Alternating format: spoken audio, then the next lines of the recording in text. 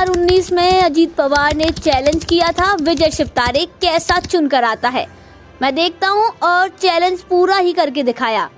काय पोट्टासारखा मिठू मिठू मिठू बोलायला लागला। अरे विजय शिवतारे, तुझं बोलणं किती, तुझा आवाका किती, तू बोलतोय कुणाबरोबर, तुला यंदा दाखवतो तू कसा आमदार होतो ते बघ। अख्ख्या महाराष्ट्राला माहितीये, मी जर एखाद्याला ठरवलं आमदार नाही करायचं तर कोणाच्या बापाला ऐकत नाही आणि म्हणतोय बाबा जाऊ द्या गप बसा। याचं तर ऊर नुसतं भरून आलंय, त्याला काय करून काय नाही।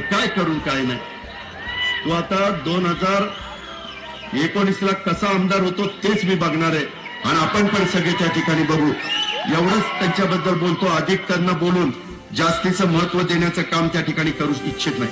विजय शिवतारे को विधायक बनने नहीं दिया, यही बात विजय शिवतारे को चुभ रही थी। विजय शिवतारे मौके की तलाश में थे, अब शिवतारे को मौका मिल गया है। पत्रकारों से बात करते हुए विजय शिवतारे ने कहा, मेरी पहुंच का पता तुझे चल जाएगा, तुम इतना क्यों डरे थे।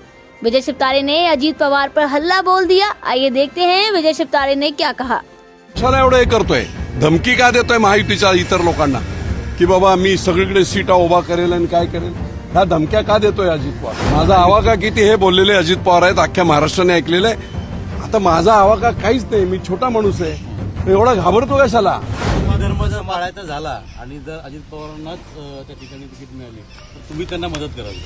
आता अजित पवारांना तिकीट तेवढी त्यांचाच पक्ष आहे, त्यांना कोण तिकीट देणार आहे। त्यांच्याकडून जो कोण उभं राहील राष्ट्रवादी मदत करेल, तो प्रश्नच येत नाही भाऊ। एवढं रामायण चाललंय तर ते प्रश्न येतो कुठे। बापू तुमच्यावर टीका केली सुनील तटकरेंनी, ते म्हणतात की माणसाचं मानसिक संतुलन ढासळलं की मग अशा पराकोटीची जी विजय शिवतारेचं मानसिक संतुलन, विजय शिवतारे किती इंटलेक्च्युअल आहे काय आहे हे सगळ्या बाबतीत सगळ्या महाराष्ट्राला माहिती आहे। त्यामुळे सुनील तटकरेंनी ते बोलू नये, मी रिस्पेक्ट करतो त्यांचा, पण ठीक आहे। तुमच्या या स्टँडमुळे महाराष्ट्रात महायुतीच्या इतर ठिकाणी सुद्धा मग जर तुमचं अशाच प्रकारे ऐकलं नाही एवढं अजित पवार आणि विजय शिवतारे कोण आहे मला ते बोलले होते, आपल्याला आठवत असेल। अरे विजय शिवतारे, तुझा आवाका किती, तू बोलतोयस कोणाबद्दल, तू करतोयस काय, तुला बघतोस, हे बोललं माझा आवाका किती, त्याला आवाका माहित पडेल ना। आता कशाला एवढं हे करतोय, धमकी का देतोय महायुतीच्या इतर लोकांना की बाबा मी सगळीकडे सीटा उभा करेल आणि काय करेल, ह्या धमक्या का देतोय अजित पवार। पण यामुळे माझा आवाका किती हे बोललेले अजित पवार आहेत, अख्ख्या महाराष्ट्राने ऐकलेलं आहे। आता माझा आवाका काहीच नाही, मी छोटा माणूस आहे, एवढा घाबरतो कशाला। नाही एक जी टीका त्यांनी केली आहे म्हणजे तुमचं जे काही सांगणं आहे ते तुम्ही तुमच्या पक्षाच्या वरिष्ठ नेत्यांना सांगावं असं सुद्धा अजितदादा म्हणतात। महाराष्ट्राच्या समोर अजितदादा बोलले होते, मलाही महाराष्ट्राच्या समोरच बोलावं लागेल जनतेच्या। ते बोलले होते ना, माझा आवाका काढला होता, तुझी लायकी किती, तुझा आवाका किती, तुझं काय कुठे, तू बोलतोस कोणाबरोबर, एवढी घमंड होती ना। मग आता एवढा तरफडतोय कशासाठी एवढा। सीएम साहेबांना बोला, इकडे बोला तिकडे बोला आणि हुशारी हे करा की आम्ही सगळीकडे उभे करू। प्रश्न हा आहे, आपण जो स्टँड घेतलेला आहे असा स्टँड आता इतर ठिकाणी घ्यायला लोक चालू झालेली आहेत। पहिलं तर आपण पाहिलं तर अमरावतीत अडसूळ यांनी देखील दंड थोपटलेले आहेत, आपण दंड थोपटलेले आहेत आणि मी दंड थोपटलेला आहे ते राजकीय नाही, एक राजकीय अपप्रवृत्ती संपवण्यासाठी मी दंड थोपटले जनतेच्या हितासाठी। मी माझं वैयक्तिक हे नाही, पण त्यासाठी तुमची पण ते उभं राहण्याची इच्छा आहेच ना। तुमची पण ते उभं राहायची इच्छा आहेच ना। काही हरकत नसणार काय पवार, सुनेत्रा पवार सोडून दुसरा कोण कॅन्डिडेट राष्ट्रवादीकडनं उभा राहिला तर आपली कुठली हरकत नाही का मग। तुम्ही काय, तुम्हाला अजित पवारांनी सांगून पाठवलंय काय काय प्रश्न विचारायचे ते आम्ही विचारतो। कुठचाही कोणी कॅन्डिडेट असो, आमचा विरोध म्हणजे जनतेचा विरोध। विजय शिवतारे हा प्रतिनिधी आहे लोकांचा आणि लोकांच्या तोंडाच्या ज्या सगळ्या ज्या भूमिका आहेत ज्या मी ऐकलेल्या आहेत त्या मी बोलतोय, आपल्याला ही अपप्रवृत्ती संपवली पाहिजे। नाही पण जर अजित पवार यांच्या घरात रोष आहे, तुम्ही म्हणता की जनतेचा रोष आहे, बापू तुमची समजूत काढण्याचा प्रयत्न केला जातो पण अजित पवारांना समजावताना कोणी दिसत नाहीये। कुठेतरी महायुतीमध्ये तुम्हाला धर्मपाळा सांगतात पण अजित पवारांना धर्मपाळा म्हणून सांगत नाहीत।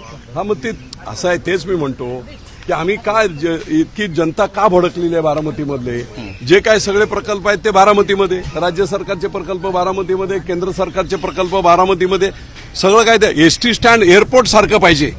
60 कोटी रुपये त्यासाठी अजित पवारांनी दिले महाविकास आघाडीच्या काळात, पण 4.5 लोकांच्या मुखात देवाची उरुळ्यांनी फुरसुंगीचं पाणी 118 कोटीची योजना 20-25 कोटी फक्त राहिले होते. एक फुटी कवडी दिली नाही, एक खेळा लागला नाही 2.5 वर्ष.